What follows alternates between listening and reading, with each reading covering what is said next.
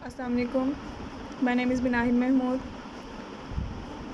आज मैं आपको 9 जून 2020 ट्यूसडे 5th क्लास का कुछ वर्क बताने जा रही हूँ, वर्क एक्सप्लेन करने जा रही हूँ जो हमने ऑक्सफोर्ड यूनिवर्सिटी के साइंस फैक्टर से लिया है। उसमें हमारे पास टॉपिक है द ह्यूमन बॉडी और उसका सब टॉपिक है सर्कुलेटरी सिस्टम।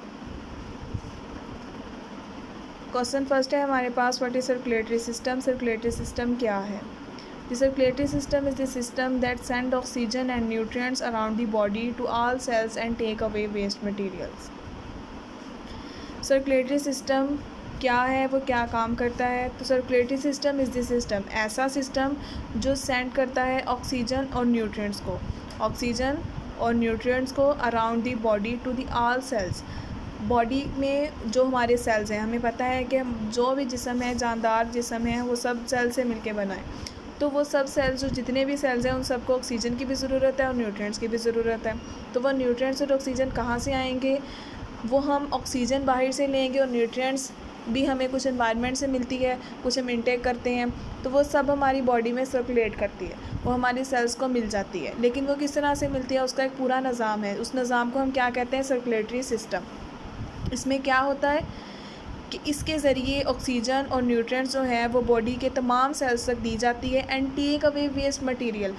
अब हर चीज़ का एक बाई प्रोडक्ट होता है, मतलब अगर आपके पास कोई चीज़ है, आपने उसको यूज़ किया है, तो उसका कुछ ना कुछ वेस्ट भी होगा। जैसे आप कोई चीज़ फल खाते हो या कोई और चीज़ खाते हो, तो उसका कुछ ना कुछ वेस्ट मटेरियल भी रह जाता है, उसके कुछ छिलके रह जाते हैं, उसके कुछ कोई ऐसी चीज़ रह जाती है जो आप उसको इंटेक नहीं कर सकते, उससे कोई भी फ़ायदा नहीं उठा सकते, वो सिर्फ वेस्ट होती है।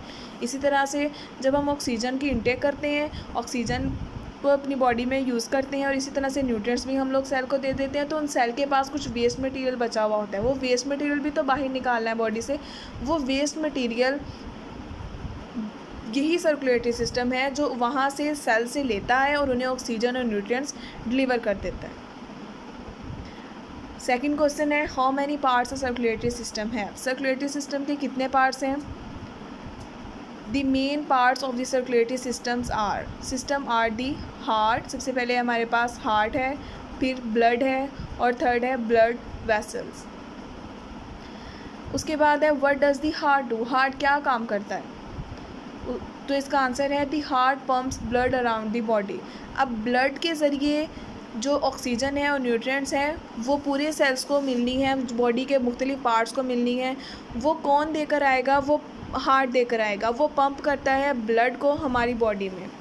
What is blood vessel? अब उन्होंने पूछा है कि ब्लड वेसल क्या है? Blood vessel is the tube card blood travel in the tube card blood vessel.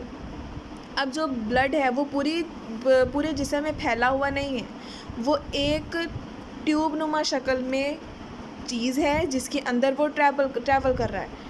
Tube है जिसके अंदर वो ट्रैवल कर रहा है और उस ट्यूब को हम कहते हैं ब्लड वेसल्स। उन ब्लड वेसल्स के अंदर ब्लड प्रेजेंट होता है, फिर वो ब्लड ट्रैवल करता है बॉडी पार्ट्स के अंदर और वहाँ पे जो सेल प्रेजेंट होते हैं उन्हें वो ऑक्सीजन देकर आता है। तो इसमें कौन कौन से हमारे पार्ट्स जो सर्कुलेटरी सिस्टम के काम किए? सबसे पहले ब्लड था।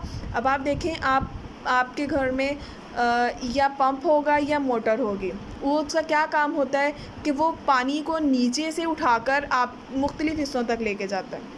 इसी तरह से जो हार्ट है वो भी पंप करता है, वो खून को लेता है और उसको जिस्म के मुख्तलिफ़ हिस्सों में लेके जाता है। अब हमारा, अगर आप लोग अपनी बॉडी को देखें तो उसमें कुछ हिस्से नीचे की तरफ हैं, कुछ हिस्से ऊपर की तरफ हैं। जैसे आपके पाँव हैं, आपकी टांगें हैं, तो वो नीचे की तरफ होंगे और आपके ब्रेन है, आपकी आइज़ हैं, आपके नोज़ हैं, वो ऊपर की तरफ है। क्या ऊपर वाले हिस्सों को ब्लड की ज़रूरत नहीं है? ऑक्सीजन की भी ज़रूरत नहीं है, न्यूट्रिएंट्स की भी ज़रूरत नहीं है, वो बगैर इन सब चीज़ों के रह सकते हैं। इसी तरह से जो नीचे वाले हिस्से हैं उनको भी ऑक्सीजन की ज़रूरत नहीं है, न्यूट्रिएंट्स की ज़रूरत नहीं है या ब्लड की ज़रूरत नहीं है। इन सब को, हमारी पूरी बॉडी के हर एक सेल को ब्लड की ज़रूरत है। ब्लड के अंदर क्या है? ऑक्सीजन और न्यूट्रिएंट्स, उन्हें इसकी भी ज़रूरत है। तो वो कैसे पहुँचेगी? उसके लिए हमें पंप की ज़रूरत होगी।